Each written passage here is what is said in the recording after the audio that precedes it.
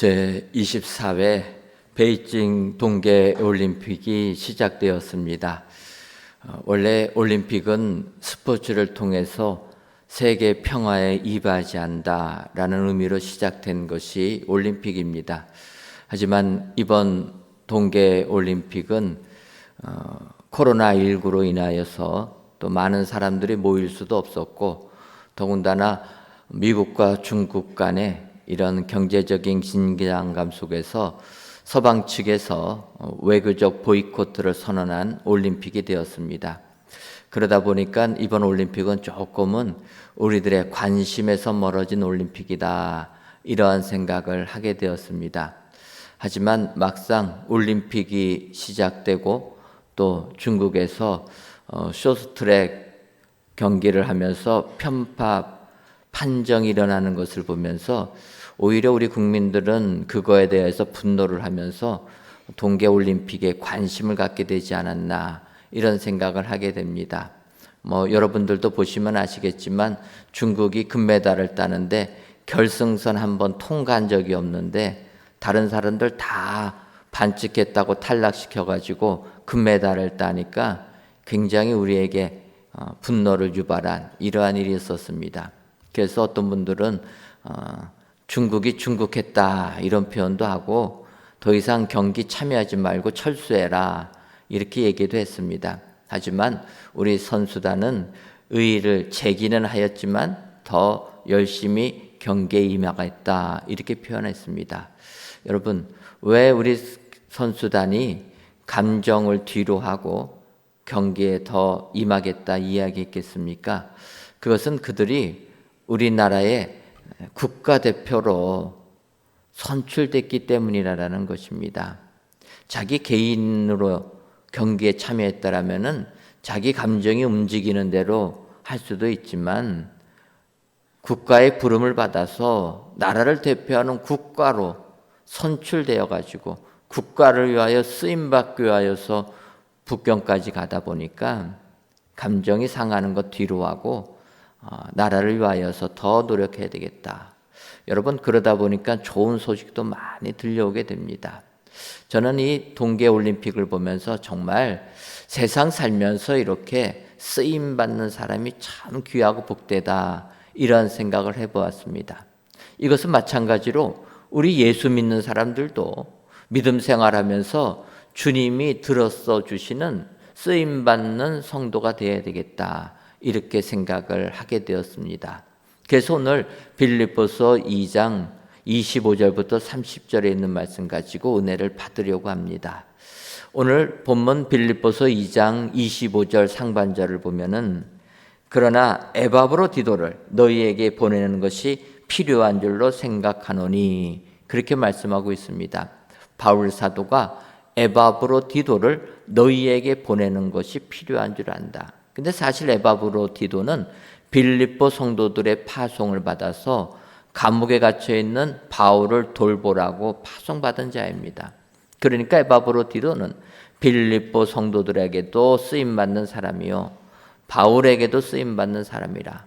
바꿔 말하면 이런 사람이 은혜의 사람이 된다라는 것입니다. 여러분, 그렇다면은 이 에바브로디도라는 사람은 어떠한 사람이겠습니까? 먼저는 에바브로디도는 빌립보 교회의 사역자는 아니다, 그렇게 볼 수가 있습니다. 까닭은 빌립보 교회의 사역자는 누가복음과 사도행전을 기록한 누가라고 이야기합니다. 학자들이 누가를 빌립보 교회 사역자라고 생각하는 이유는 우리가 사도행전을 기록한 사람이 누가인데, 누가가 사도행전을 기록하면서 그렇게 표현합니다. 우리가 무엇을 하고 우리가 어디를 가고, 바꿔 말하면 바울과 실라 또 누가가 함께 복음을 전하면서 움직였다라는 거예요. 거기에는 사도행전을 기록한 누가도 같이 동행한 겁니다. 그래서 누가가 항상 우리가 뭘 했다, 그렇게 표현을 하다가 사도행전 16장을 보게 되면 바울 일행이 빌립보에 가서 복음을 전하게 됩니다. 그리고 이제 16장 마지막 부분에 빌립보를 떠나게 되는데 그 다음부터는 우리가라는 표현이 사라지게 되고 그들이 이렇게 표현합니다. 그러다가 이제 바울 사도가 빌립보를 떠나서 에베소에 가서 복음 전하고 하다가 다시 이제 예루살렘에 돌아가기 위하여서 빌립보 지역으로 오게 됩니다.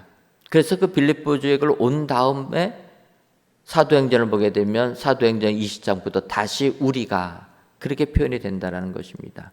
그래서 학자들이 이걸 보면서 누가가 빌립보 지역을 전도하고 나서는 거기에 머물러서 교회를 섬기다가 몇 년 후에 바울과 다시 만나가지고 돌아가게 되었다. 그래서 빌립보 교회 사역자는 누가라는 것입니다. 그러면은 이 에바브로디도는 누구냐? 그러다 보니까 빌립보 교회 성도인데 중직자가 아니겠는가 그렇게 이야기합니다. 그런데 사실은 에바브로디도가 어떤 사람인지 문헌에 나와 있지가 않습니다.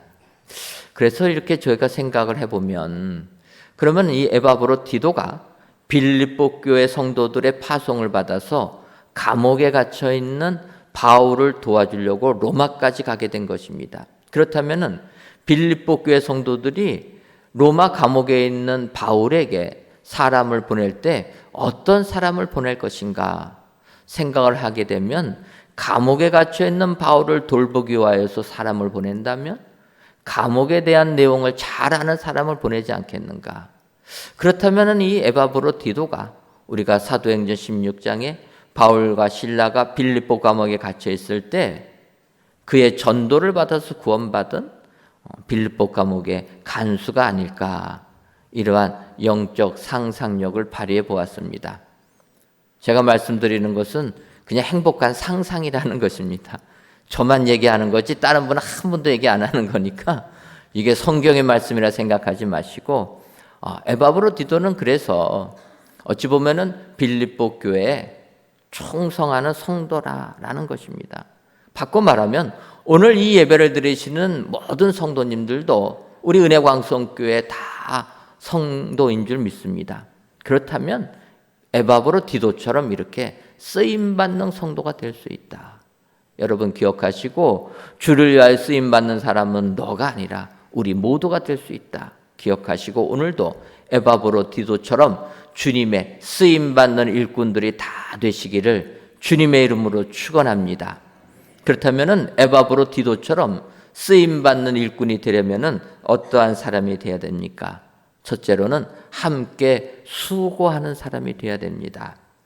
오늘 본문 빌립보서 2장 25절 하반절을 보면 그는 나의 형제요 함께 수고하고 함께 군사된 자요 너희 사자로 내가 쓸 것을 돕는 자라 이렇게 이야기합니다.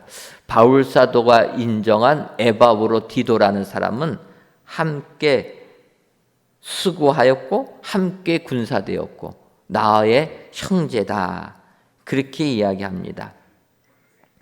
어찌 보면은 형제라는 것은 피를 나눈 사람을 의미합니다. 군사는 전쟁에서 같이 전투를 한 전우애가 있는 사람이 우리가 군사라 이야기합니다. 바로 에바브로디도는 그런 사람이었다고 바울이 설명합니다.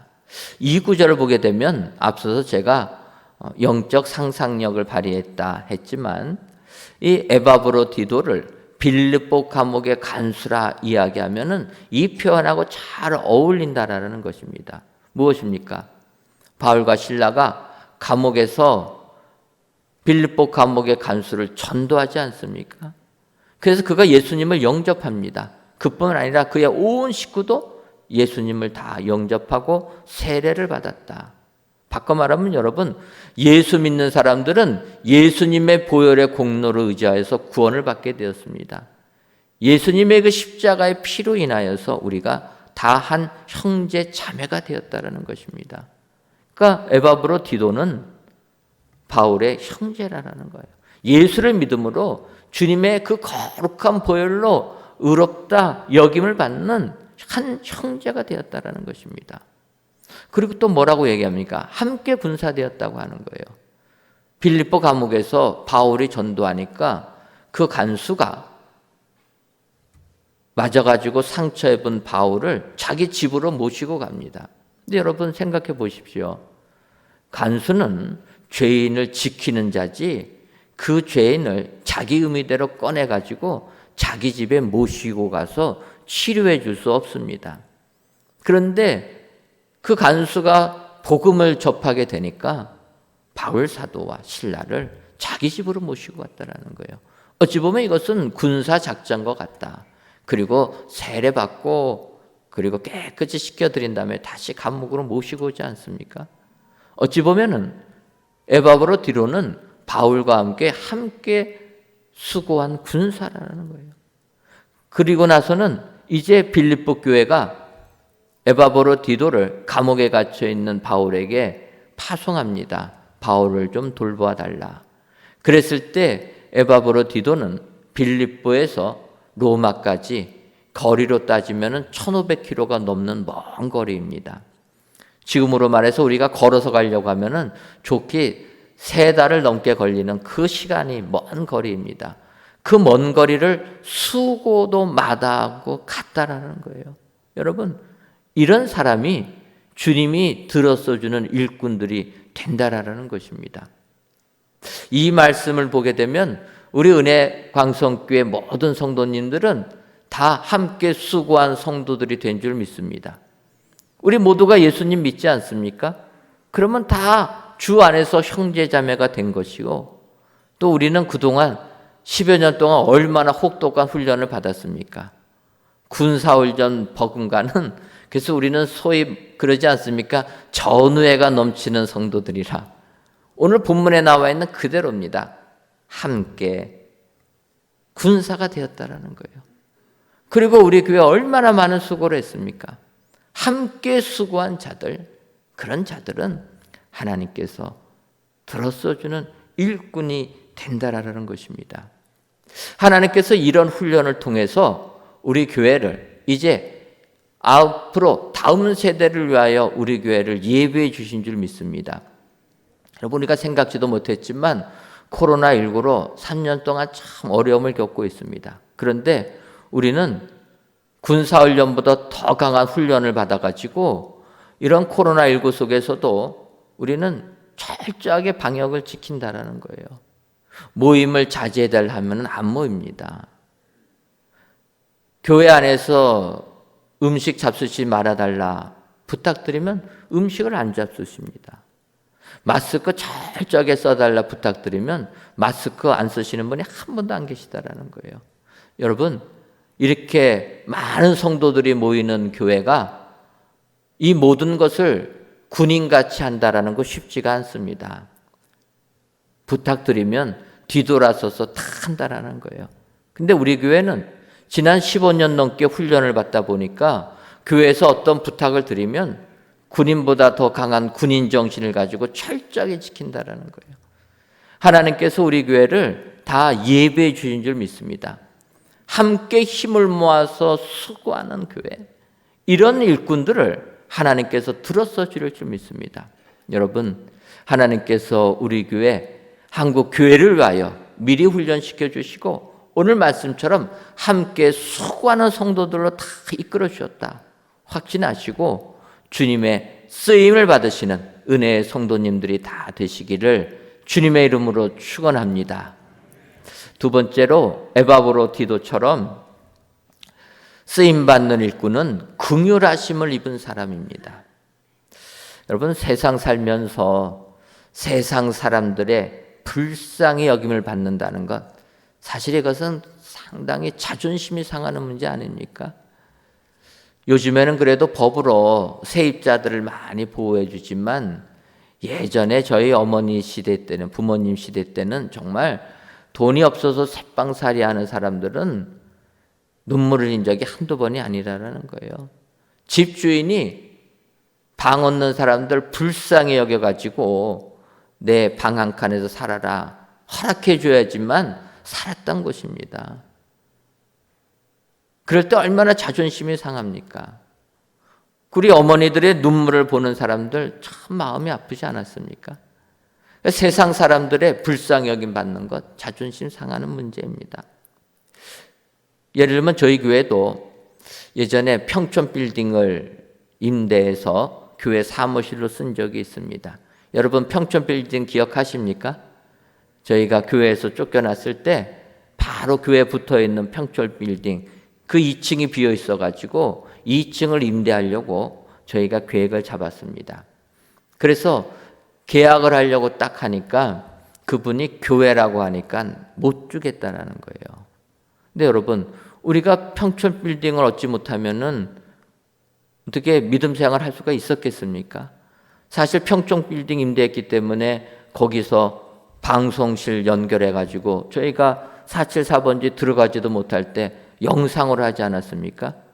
지금 생각해 보면 그때부터 우리 교회는 영상 훈련 철저하게 받아가지고 지금 이렇게 성전에서 또 유튜브로 예배 드리는 거 수십 년 전에 다 훈련 받았던 것입니다. 근데 좌우지간 그 빌딩을 임대하려고 하니까 안 해준다라는 거예요. 그래서 어떡합니까? 자존심을 뒤로 하고 그분이 익산에 사시는데 그분을 찾아가려고 결정을 했습니다. 그런데 전화드려서 찾아가려고 하니까 안 만나겠다고 하는 거예요. 임대 줄 생각이 없으니까. 그래서 그렇게도 못하고 무작정 익산까지 내려갔습니다. 익산에 도착해가지고 그분한테 전화를 드렸어요. 딴 데 갔다고 못 만나더라도 좌지간 가서 전화를 드렸습니다. 우리가 서울에서 익산까지 왔는데 좀 만났으면 좋겠습니다. 그러니까 그분이 전화를 받고 임대해 줄 생각은 없는데 서울에서까지 왔다고 하니까 차나 한잔 마십시다. 그래가지고 그분하고 만나게 됐습니다. 그럴 때 어떻게 해야 됩니까? 우리는 임대를 해야 되지 않습니까? 그래서 제가 가장 불쌍한 모습으로 지금 생각해도 자주가 어쨌든 그 집주인의 불쌍히 여김을 받아야 되지 않습니까? 그러니까 가장 초라하고 비참한 모습으로 불쌍히 여김을 받으면서 어떻게 하든지 그분의 마음을 돌리려고 뭐래도 하나 공통점이 있으면은 그거 가지고 이야기하려고 그래서 익산에서 사정하면서 부탁을 했습니다. 그랬더니 그분이 한 2시간 이야기하더니 우리를 너무나 불쌍해 봐가지고 그러면 그냥 2층 임대하십시오. 여러분, 사람의 불쌍히 여김을 받으니까 저희가 평철 빌딩을 임대했습니다. 사람의 불쌍히 여김만 받아도 큰일을 할 수 있다는 거예요. 룻기를 보게 되면 우리가 아는 대로 룻이 그의 시어머니 나오미를 모시고 모압 땅에서 베들레헴으로 가지 않습니까? 베들레헴에 가니까 먹을 것이 하나도 없어서 룻이 논에 가서 밭에 가서 떨어진 이삭을 주우면서 목숨을 연명합니다. 그거 주워가지고 시어머니랑 같이 끼니를 때우는 거예요. 그 룻이 밭에서 이삭 줍는 것을 보고 그 밭의 주인 되는 보아스가 하인들에게 물어봅니다. 저 사람은 누구냐? 그러니까 하인들이 이야기해 주는 거예요. 이 룻은 이방 여인인데 시어머니 나오미를 모시고 여기까지 베들레헴까지 와서 이렇게 거지 같지만 이삭 주어서 시어머니를 봉양하고 있는 사람입니다. 그 이야기를 들은 보아스가 이 룻이 너무나 불쌍해갖고 하인들에게 명합니다. 너희들 이렇게 시어머니를 봉양하는 룻, 그래서 이 여인이 이 땅에서 이삭 줍는 거 못하게 하지 말아라. 그리고 목마르면은 물도 주어라. 더 나가서 그렇게 얘기합니다. 너희들 타작할 때 이 룻이 와서 줍는 것을 생각해서 역부로 쌀을 더 많이 땅에 떨어뜨려라. 보아스가 그렇게 불쌍히 여겨줍니다. 그런데 룻은 자기를 불쌍히 여겨주는 보아스에게 감사하다고 이야기했다라는 거예요.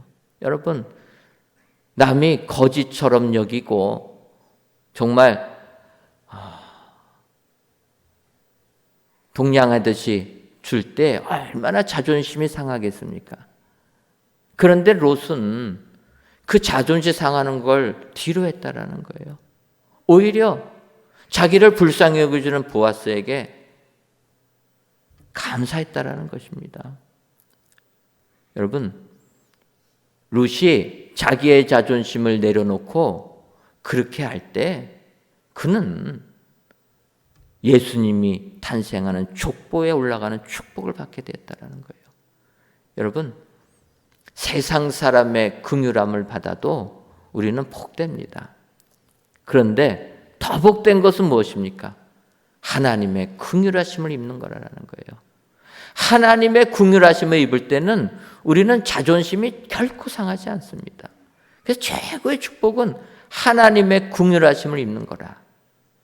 오늘 빌립보서 2장 27절을 보면 그가 병들어 죽게 되었으나 하나님이 그를 긍휼히 여기셨고 그뿐 아니라 또 나를 긍휼히 여기사 내 근심의 근심을 면하게 하셨느니라.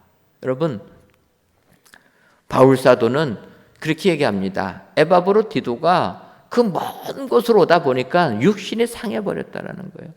그래서 병이 들었는데 병이 나아지지 않고 죽을 병이 되었다는 것입니다. 그런데 하나님께서 그를 긍휼히 여겨주셔서 그 병에서 고쳐주셨다.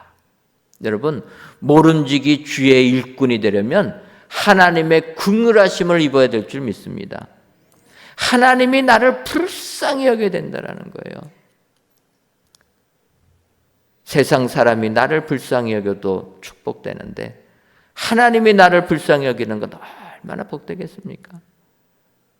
우리가 하나님 앞에서 당당하게 내놓을 곳 있으면 안 된다는 것입니다.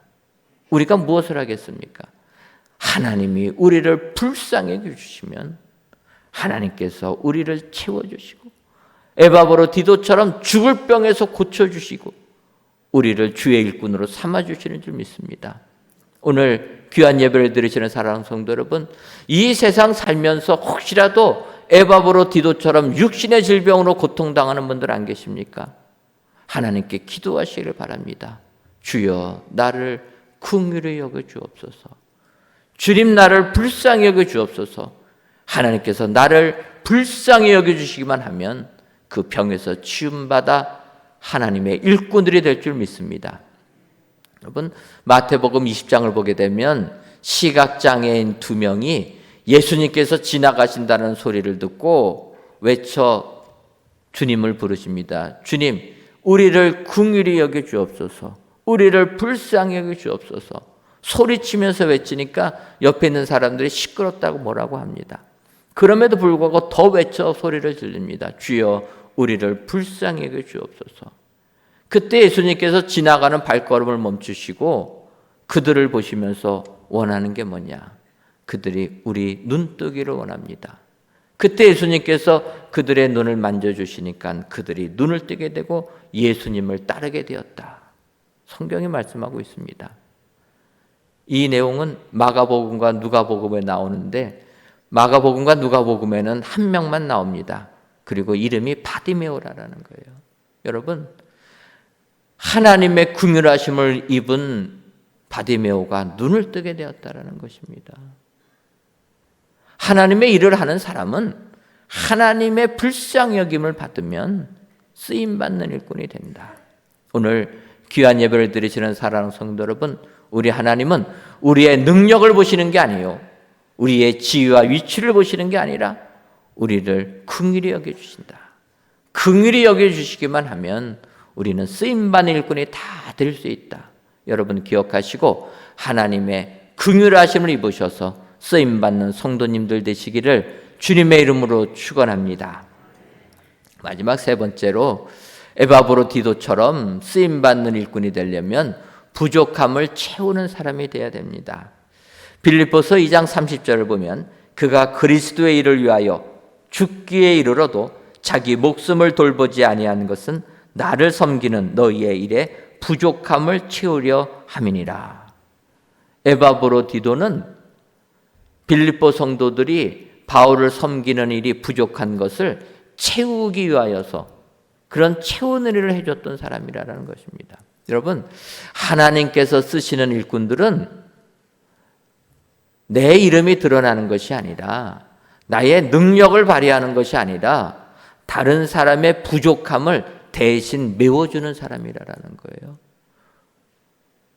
은혜 넘치는 교회가 되려면 모든 성도들이 나를 드러내는 게 아니라 부족한 사람들을 오히려 채워주는 것, 부족함을 감싸주고 채워주는 것, 내가 대신하는 것, 이런 일꾼들이 많은 교회가 성령 충만한 교회가 되는 줄 믿습니다.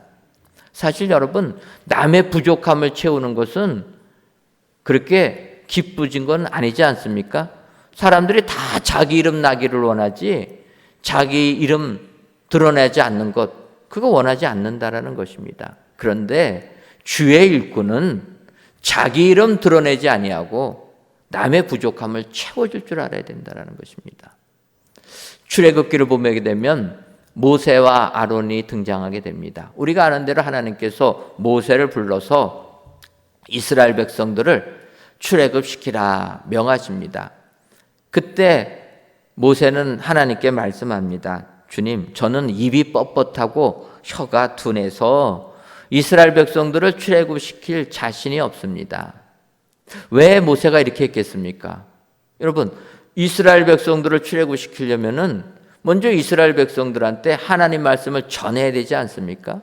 그런데 우리가 아는 대로 모세는 40살 될 때까지 애굽 왕 바로 공주의 아들로 양육받았다라는 것입니다. 바꿔 말하면 히브리 말은 능숙하지 못하고 애굽 말을 잘하는 사람이 모세라는 거예요. 그런데 하나님께서 이스라엘 백성들을 이끌어내라 하니까 자기는 히브리 말 잘 못하는데 그들을 어떻게 설득할 수 있겠습니까? 그래서 모세가 고백하는 겁니다. 하나님, 저는 입이 뻣뻣하고 혀가 둔합니다. 히브리 말 잘 못해서 그들 설득할 자신이 없습니다. 그때 하나님이 말씀하십니다. 내가 내 입과 함께 있어서 할 말을 가르치리라. 그렇게 말씀해 주시는데도 모세가 주저하니까 내가 너의 형 아론을 준비했다. 그러니까 아론은 얼마나 말을 잘합니까? 그러니까 아론과 함께 가라 이야기하게 되어지고 모세가 아론과 함께 이스라엘 백성들에게 이야기합니다. 하나님께서 너희들을 출애굽시켜서 약속의 땅 가나안으로 가라고 명하셨다. 그러니까 이스라엘 백성들이 순종합니다. 그래서 모세는 그 여세를 몰아가지고 이제 바로에게 가가지고 이스라엘 백성들을 해방시켜달라 요구합니다. 어찌 보면 이때는 모세가 자신감이 넘쳤습니다. 왜냐하면 자기는 애굽에서 그래도 40년 동안 왕자로 살지 않았습니까? 그러니까 얼마나 친숙합니까? 그래서 얘기했는데 그 말을 들은 바로가 오히려 이스라엘 백성들 할 일이 없으니까 여기가 생활하기 편하니까 딴 데 가겠다고 한다 해가지고 노역을 갑절로 시킵니다.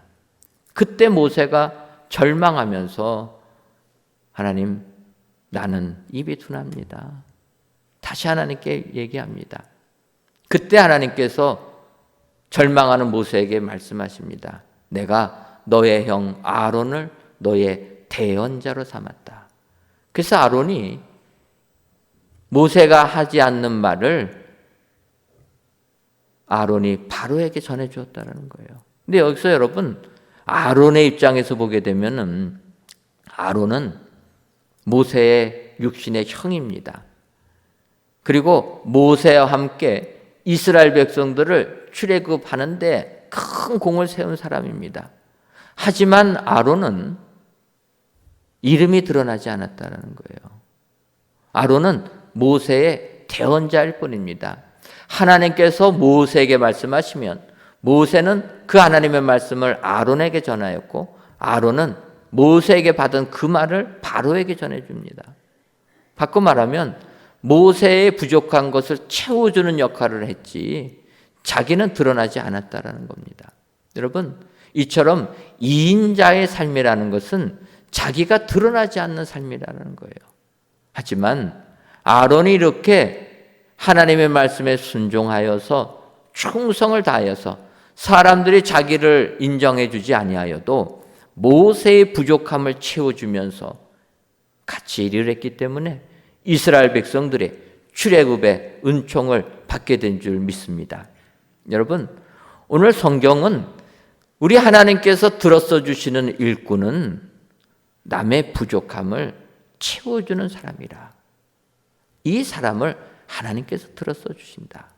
여러분 기억하시고 이 세상 사시면서 남의 부족함을 채워주시는 여러분 되시기를 주님의 이름으로 축원합니다. 우리의 가정생활이 행복하지 못한 게 무엇입니까? 우리의 사회생활이 행복하지 못한 게 무엇입니까? 남의 부족함을 채워주려는 것이 아니라 남의 잘못한 것만을 지적한다라는 거예요. 저도 말씀을 준비하면서 이 부분에서 회개를 많이 했습니다. 어찌 보면은 잘못한 거 지적하면은 기쁘지 않습니까? 그래갖고 맨날 자녀들 지적하고 집사람 지적하는데 아니라는 거예요. 오늘 성경은 주의 일꾼은 잘못한 것을 채워줘야 된다. 내가 대신 메꿔줘야 된다는 거예요. 여러분 2022년도를 사시면서 정말 우리 주님이 들어서 주시는 쓰임받는 일꾼 되기를 원하십니까? 그렇다면 교회뿐만 아니라 내 가정, 내 직장에서도 부족한 부분들을 대신 채워주시는, 드러나지 않지만 이름도 없이 빛도 없이 남의 부족을 채워주는 분들이 다 되셔서 쓰임받는 주의 일꾼들이 되시기를 주님의 이름으로 축원합니다. 기도하겠습니다. 하나님, 오늘도 저희들을 사랑하셔서 성전에서 또는 각 예배 처소에서 귀한 예배를 드리게 하시니 감사합니다. 이 예배를 기뻐 받아 주옵시고 모든 예배자들 위해 하나님께서 보호해 주시는 보호의 은총이 임하게 하여 주옵소서. 이 시간 에바브로 디도처럼이라는 제목으로 말씀을 주시니 감사합니다. 바라기는 우리 모든 성도님들 에바브로 디도처럼 하나님께서 들어서 주시는 쓰임받는 일꾼들 되게 하여 주옵소서. 먼저는 에바브로 디도처럼 함께 수고하는 일꾼들이 되게 하시며 에바브로 디도처럼 하나님의 긍휼하심을 입는 저희들 되게 하여 주옵소서. 에바브로 디도처럼 남의 부족함을 채워주는 저희들 되게 하여 주셔서 하나님께서 인정하시고 하나님께서 들어서 주시는 은혜의 성도님들 되게 하여 주옵소서. 예수님의 이름으로 기도하옵나이다. 아멘.